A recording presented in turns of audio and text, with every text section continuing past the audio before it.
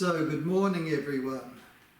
It's nice to see you here again this morning. It's more of an autumny, wintry day today. So it's good to be inside for a while and to enjoy some fellowship. So we want to continue our talk this morning on health principles, but it's not normally what we would think of as health, I suppose. It's biblical health. And health practitioners today often don't practice biblical health.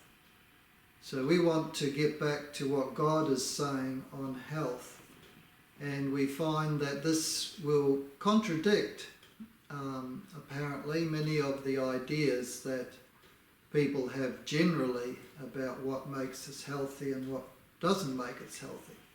But really, biblical health is common sense. And when we understand the Creator God, then that He is a God of life and health and production too. He gives energy to produce and to expand what we do and to share that with others. So God is a God of health, no doubt about it. So let's now continue where we left off last time. We saw that from the book of Leviticus chapter 17 that the life is in the blood. And we talked about the importance of the blood. When we read that, we read some eight things that blood does in our body last week, and so we won't read those again.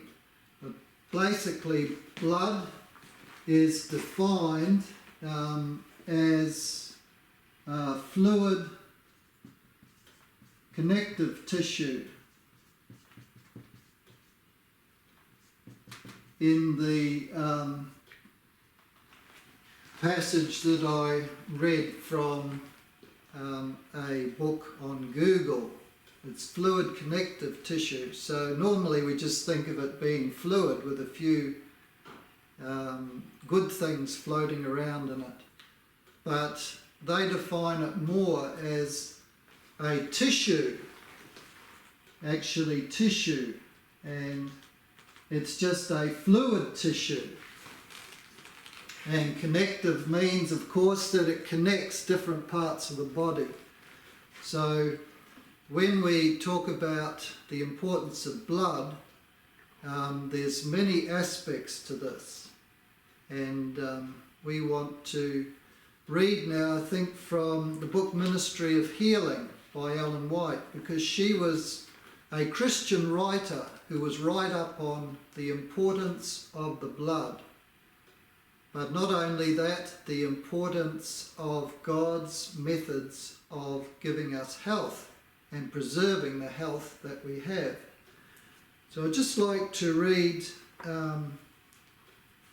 a passage on page 127 of the book Ministry of Healing, and I thoroughly recommend this book to anyone who's interested in real health, God's health, biblical health, because it's a very good book. So under natural remedies, on page 127, we read, pure air, sunlight, abstemiousness, rest, exercise, proper diet, the use of water, trust in divine power. These are the true remedies. Every person should have a knowledge of nature's remedial agencies and how to apply them.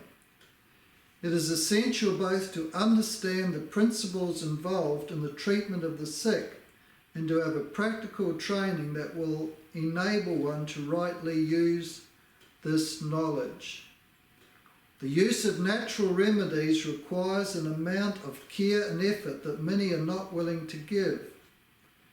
Nature's process of healing and upbuilding is gradual, and to the impatient it seems slow.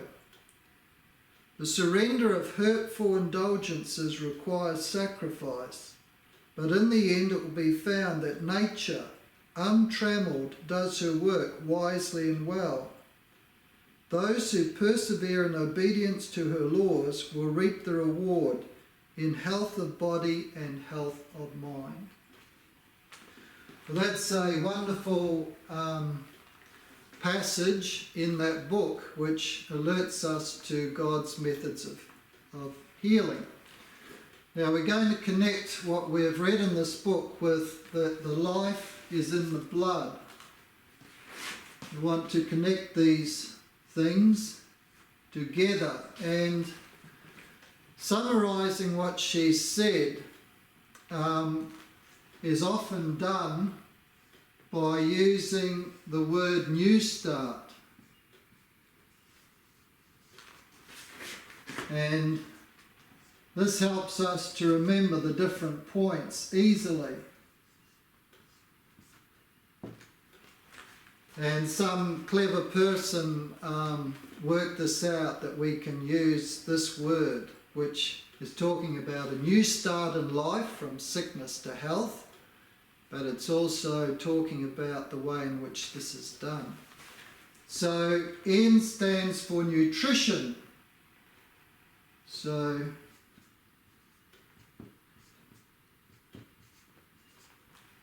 and E stands for exercise. And W stands for water.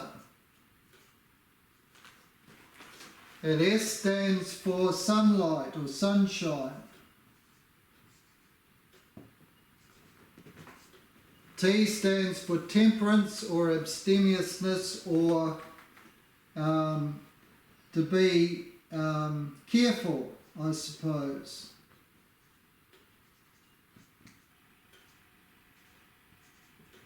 In what we put into our body and how much and when and all these things. A stands for air, R stands for rest, and T stands for trust in God, divine power. And so we have this wonderful way of remembering this new start. And once we hear this 2 or 3 times, we start connecting this with it. We see that this is very easy to remember.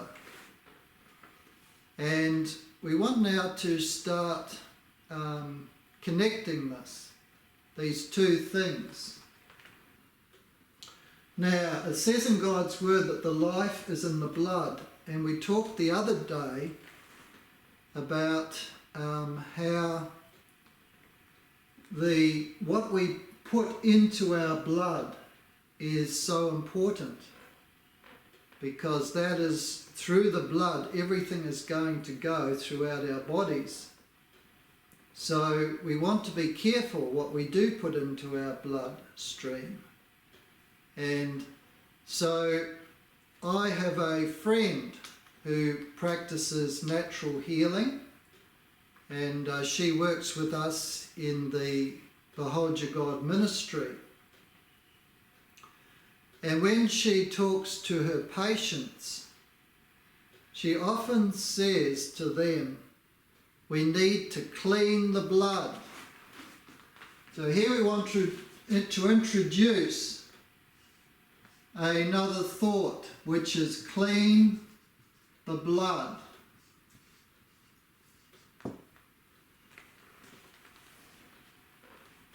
Now, let's connect this together. She says we must clean the blood. Why do we need to clean the blood? Because the blood is carrying nutrients throughout the whole body. The blood is carrying the repairing, the restoration materials that are needed to take you from sickness to health. The blood is also carrying impurities into the body. If you are eating things that are bad for you, your blood is carrying those things into your body. And that is what is making you sick. Or if you're drinking something, eventually it's going to end up in the body. If you eat it, it's going to end up in the body. If you're exposed to something harmful on your skin, it is going to go into the body. Eventually, not eventually, but quite quickly, normally it will find its way into the bloodstream.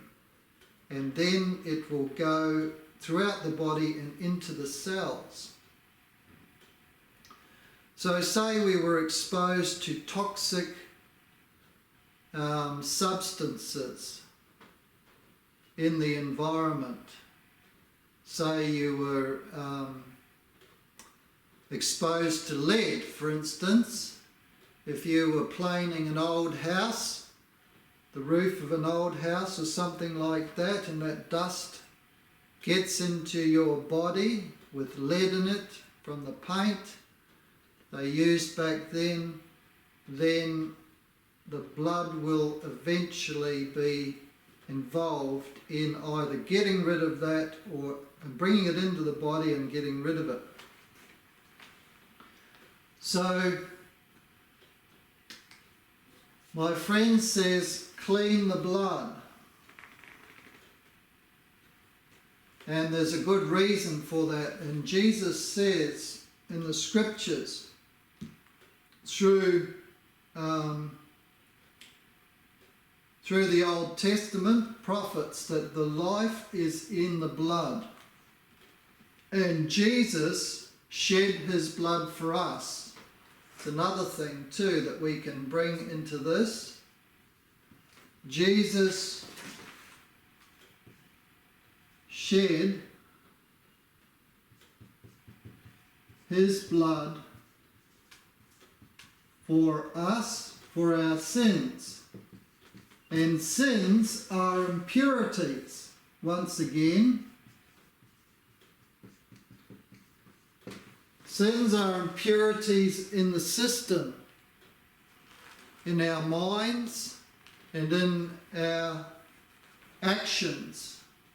And so Jesus shed his blood for our sins. He wants to take our impurities, our spiritual impurities, out of us through his blood. And he wants to, because he's a man like we are, when he was on this earth, he was a man like we are, in the same human body as we have, in all points tempted like as we are, yet without sin.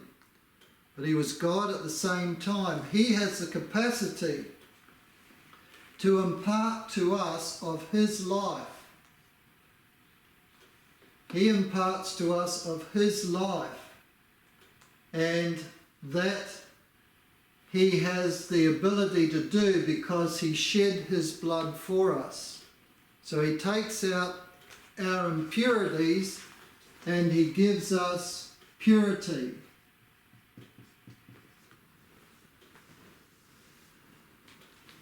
Okay? So if we are sick, we need Christ. If we are sick, because Christ gives total healing. He gives spiritual and he gives mental healing too. He gives mind healing.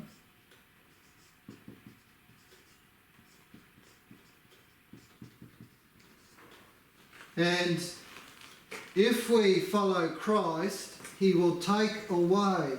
If we're obedient to him, to Christ, he will heal our mental problems. He'll bring healing to the mind. So that when we are sad, He will make us glad. When we are depressed, He has the power to make us happy again. When we're afraid, He can give us courage. When we are tired, He can give us energy, and so on. He wants to bring healing to our minds if we come to Him. If we have impure thoughts, He wants to give us pure thoughts instead. In being obedient to Christ, we get spiritual healing and mental healing, but also physical healing, because He also works through nature. God works through nature, and these are the natural remedies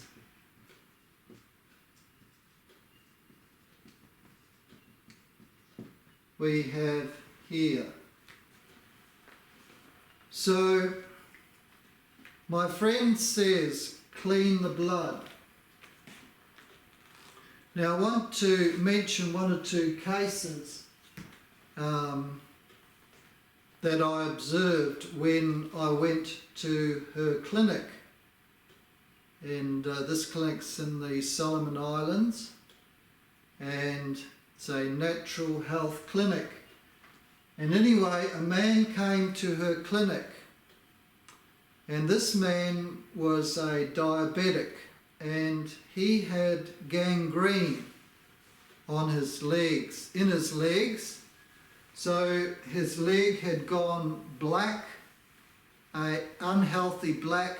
The leg was dying, one leg in particular, but the other one was bad too. And there were also sores on the legs. And he was due in 5 days' time to have one of his legs cut off. One of his legs cut off completely, and then he would be on a walking stick or a wheelchair from then on. But that would be only the beginning. If he continued as he was, he didn't really have a lot longer to live, I would say. So when I saw the treatment, it was already 2 weeks into the treatment that she was giving him. So he decided not to go through with the amputation. He decided to discharge himself from the hospital in this case and see if he could save his legs with the treatment that Esther gives during the 5 days he had between when he was due to have his leg amputated. So anyway, she said we must clean the blood. Now, what is the problem that is causing the gangrene? The gangrene is that the blood is not circulating in the leg properly. That the blood is dying in the leg, and therefore the cells are dying in the leg, and therefore the toxins coming from that is going to kill the whole person. So that's why they want to amputate the leg, because if the leg is going rotten, the flesh is going rotten in the leg, then it's going to affect the whole body, causing death to the whole body. So we notice that the healing that Jesus used, Jesus said it's better to cut off the bad and remain alive than to die.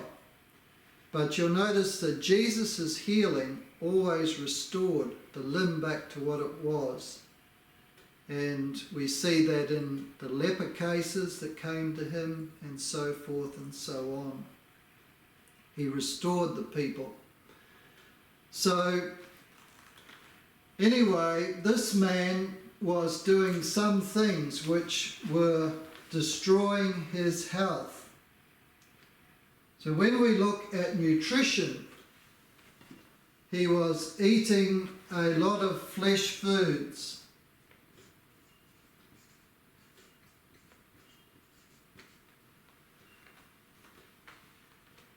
He wasn't exercising much. He wasn't drinking much water. He was drinking alcohol and that sort of thing. He wasn't temperate. He used to eat a lot. His ear wasn't good because he was smoking as well.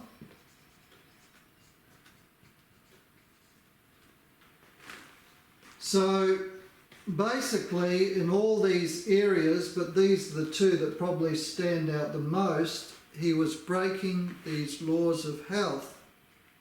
Now, to eat the flesh foods is inferior food to what God has given to us. When we looked last week at the Genesis diet, we saw that it was a vegetarian diet that God gave to man when he was created. And so eating a food which God has not designed for us to eat in the beginning, and especially the pig and the animals that cause the most damage with the blood in them, is going to usually bring disease at some stage or another. So he was put on a vegetarian diet.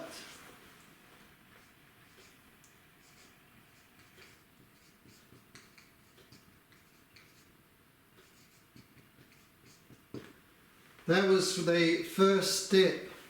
Now, he wasn't in a position, he came in a wheelchair, so he couldn't do much exercise initially. But the exercise was done by the practitioners who treated him with some heat to the leg, and later on some massage, I think, was there too. Heat and some packs to the leg. Plenty of fresh water.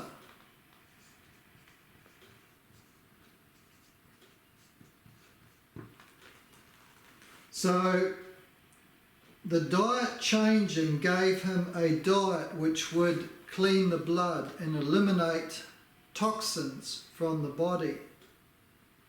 And this was the first step. The second step was to artificially exercise him because he couldn't exercise himself and get him moving more. The next one is fresh water, which purifies the blood.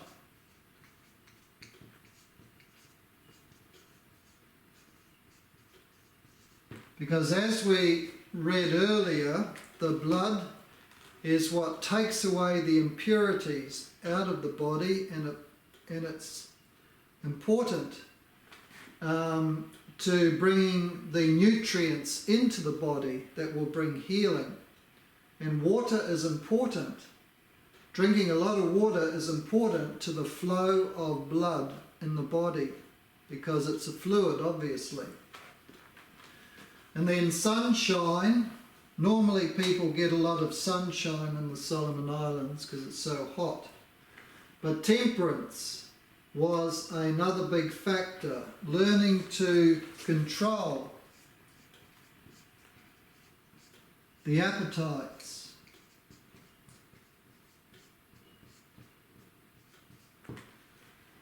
And how often.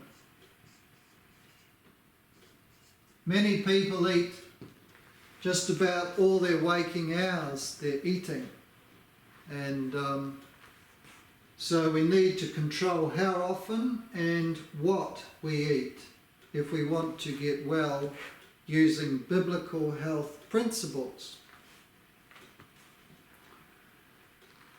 Also, this is linked with rest and with maintaining the good diet, and also with the fresh water, being temperate, learning to control what you put in and what you do. And then air, with that nicotine in his breathing, of course it affected his bloodstream too. And so when he stopped smoking, he was smoking 40 a packet a day or something. It was a lot of smoking going on there. And so he was a heavy smoker. And so that helped to clear the blood, clean the blood too. Once he gave up smoking. And then rest. He was a prominent person in Parliament in Solomon Islands. He was the foreign minister at the time. And so he needed to stop this cycle, this circle of continually doing things and tend to his own physical needs, because otherwise he would soon be dead. So he had to give up the work that he was doing and put his own life as a priority. And this meant some good sleep, because that is when the body restores itself during the night hours. But not only just sleep, also to just rest, to just let the body have the opportunity to restore itself to what it's supposed to be. And then trust in God, because it's God who is the healer. God is the great healer. Man only assists God in that healing work. So these things are connected, because the life is in the blood, and it's important that the blood is cleaned if we want to get healthy. Now, in the healing program that which he received too,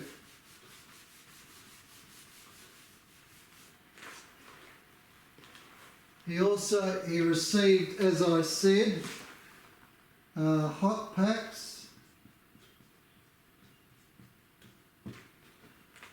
some sauna.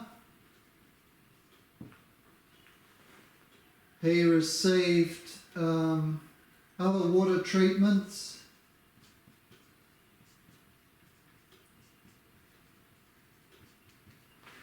So when you put a hot pack on a dying leg, so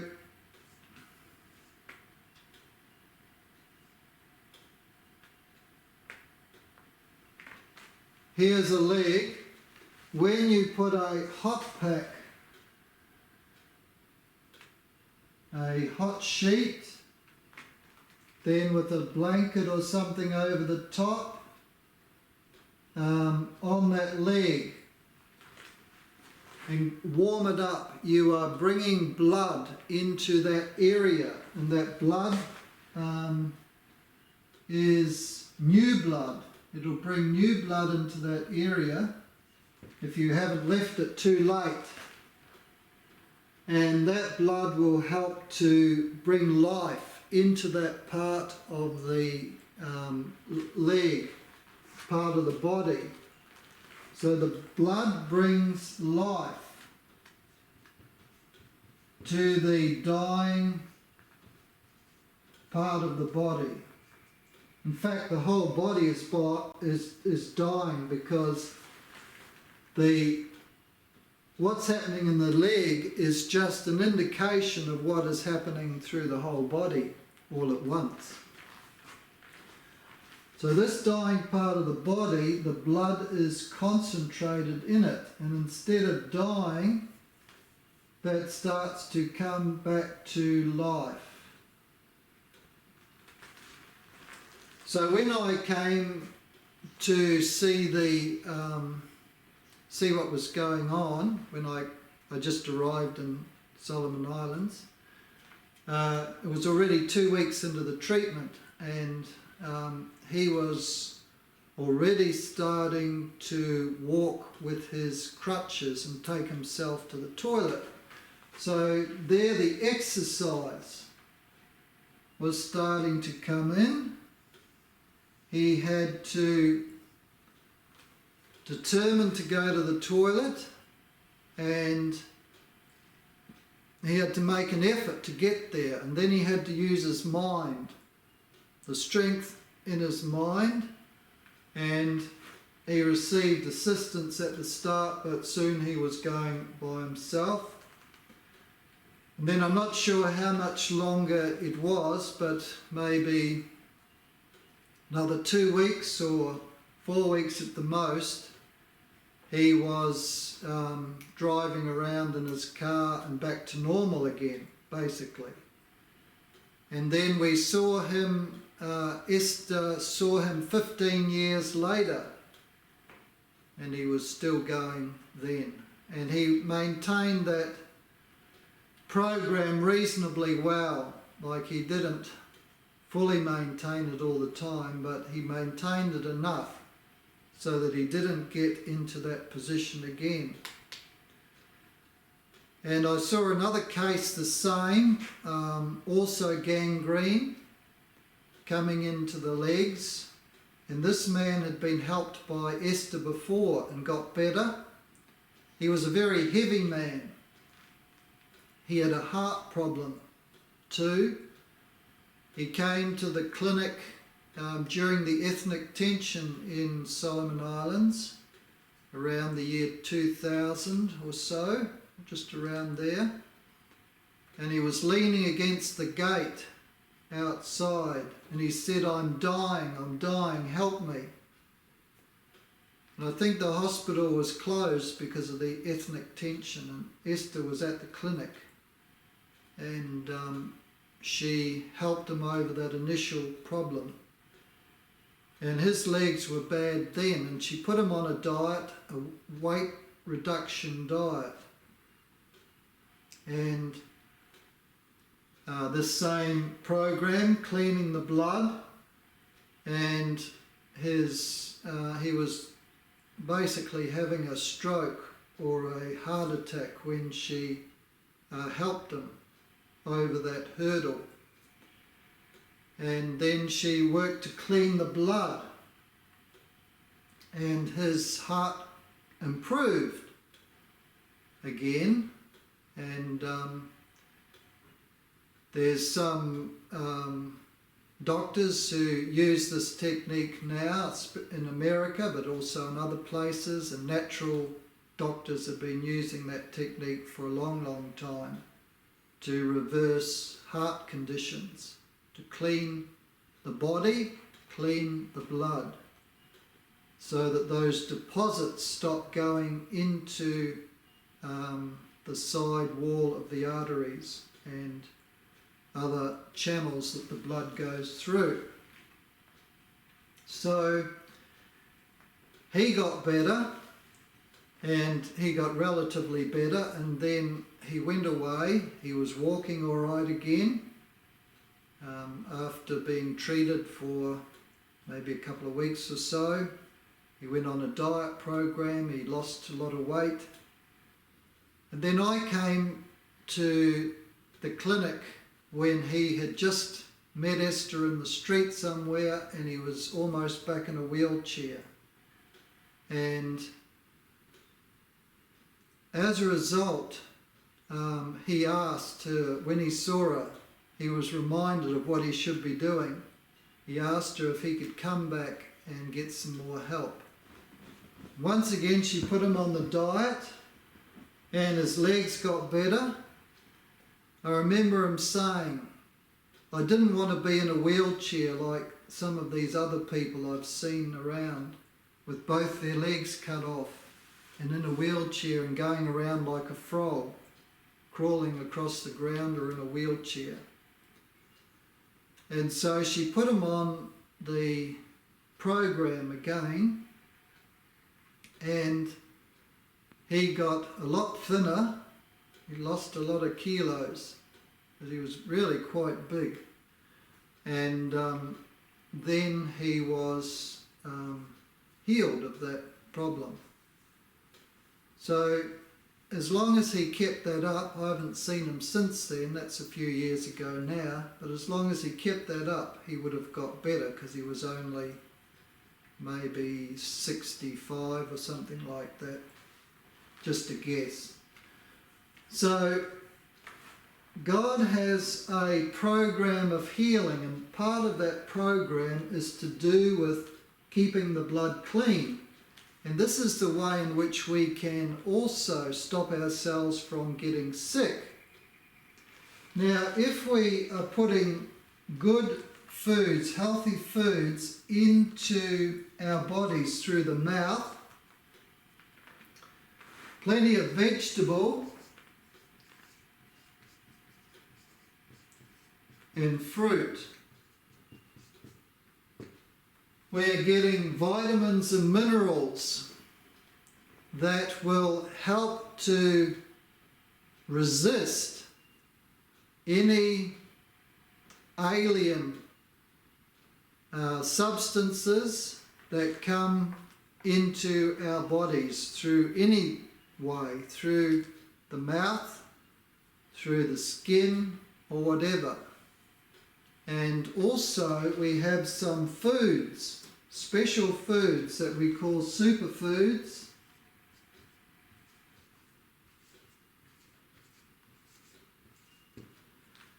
that are specially good at helping to resist disease in the body.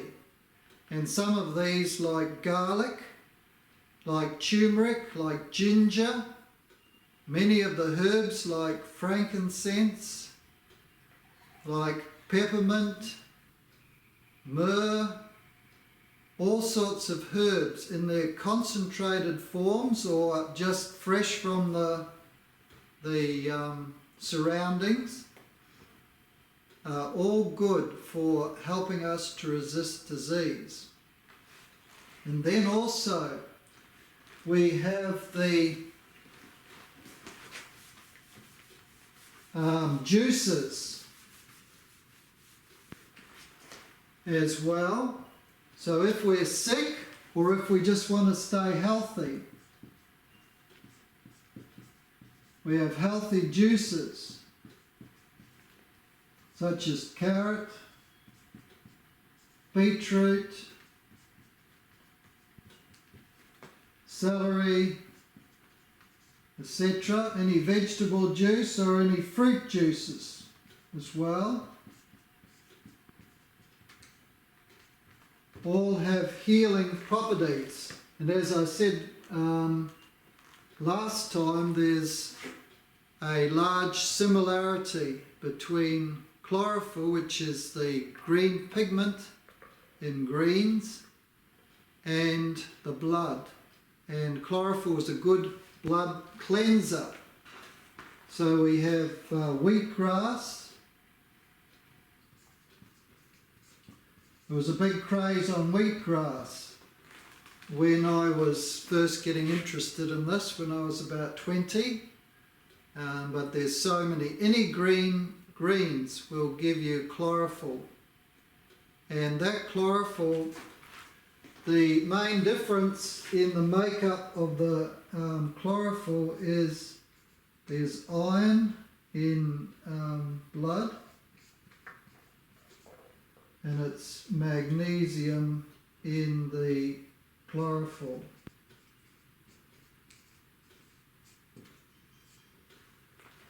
So otherwise they're almost identical. Now, if we want our blood to be clean, we need to drink plenty of water, because through the excretory system, drinking plenty of water will help to carry away impurities. And our blood needs water, obviously, because it's a fluid as well. So if we drink water rather than just coffee, tea and soft drinks, we will be much better off. That's God's way. To exercise gets the blood flowing in our body. And people who exercise a lot will find that their energy level will go up, because the blood is pumped around the body and it's quite an efficient system. Sunshine also helps the blood to maintain the vitamins and the minerals that the blood needs.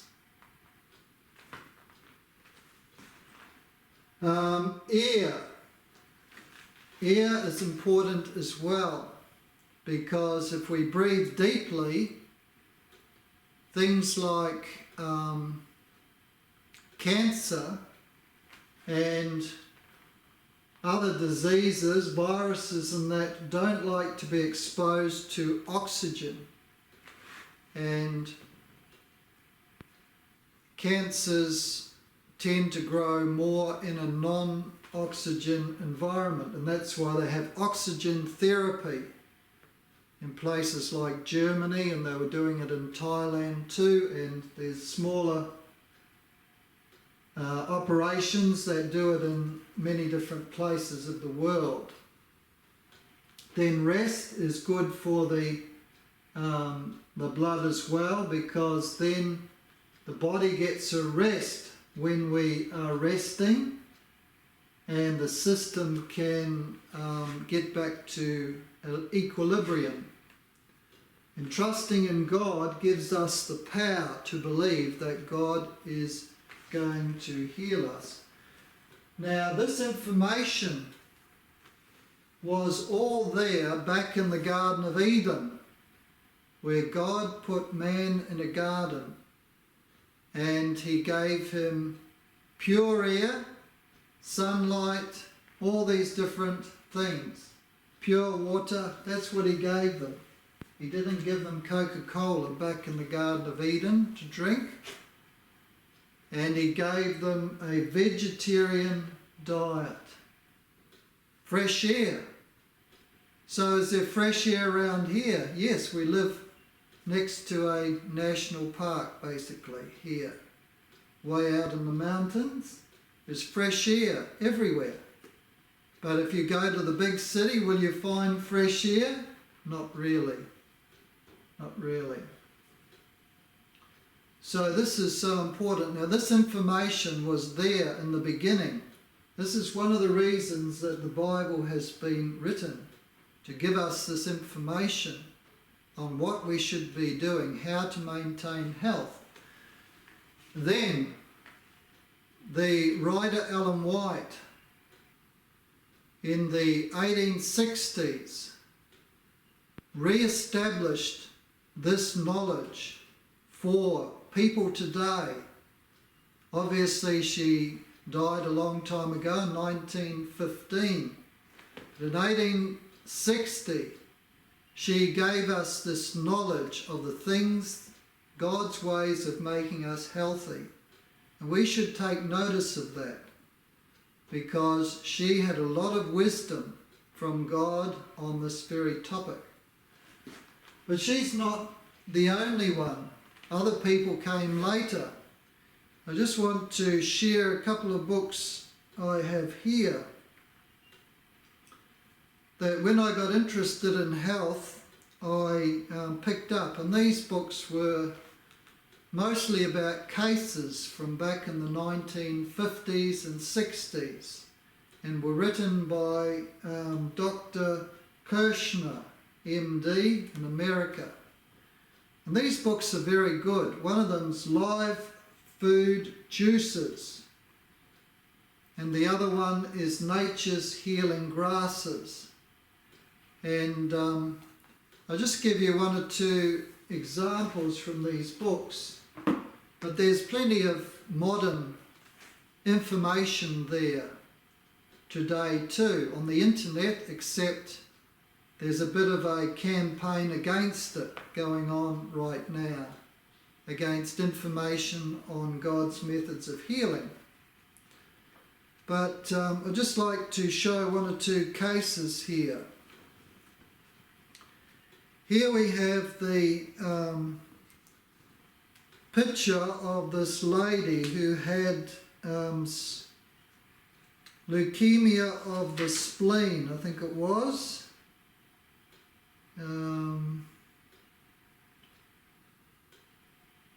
Yes, I'm pretty sure it was. I just can't notice it right there, but that's what my memory is. Which is leukemia is a cancer of the blood. And this is the first picture of this lady. I don't know whether you can see it there, but she was getting near death. And this was the first picture, and then she was given up by the doctors. She only had a short time to live, and she was told about carrot juice. She got onto the carrot juice, and this is her next picture, and this is her restored, the same woman restored to health.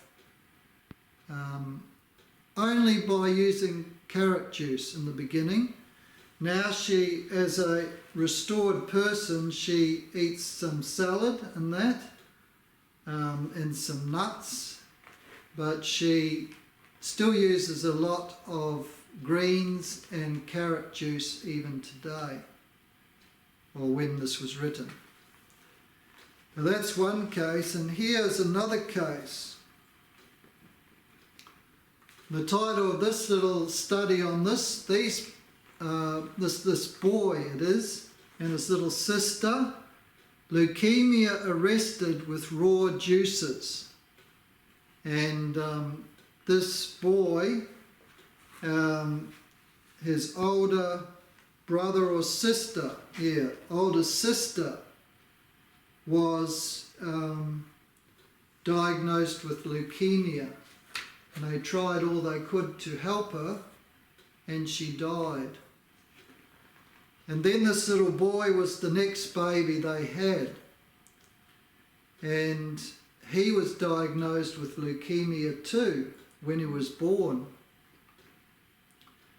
And he also was heading for death. But they fed him the carrot juice. And